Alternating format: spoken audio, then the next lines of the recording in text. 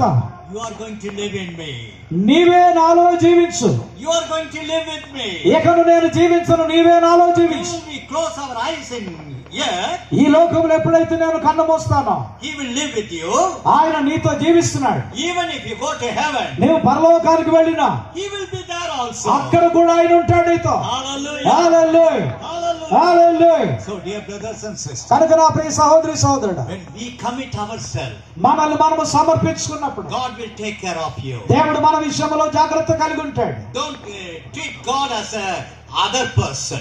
దేవుణ్ణి ఏదో పరాయి వ్యక్తిగా మీరు భావించొద్దు. The Bible says బైబిల్ చెప్తోంది he is our father. ఆయన మనకు తండ్రి అయి ఉన్నాడు. He is our friend. ఆయన మన స్నేహితుడు. And many a time when we serve him, చాలా సార్లు మనము ఆయనను వెతికినప్పుడు he said, ఆయన అంటాడు, you are my servant. నీవు నా సేవకుడివి. So dear brothers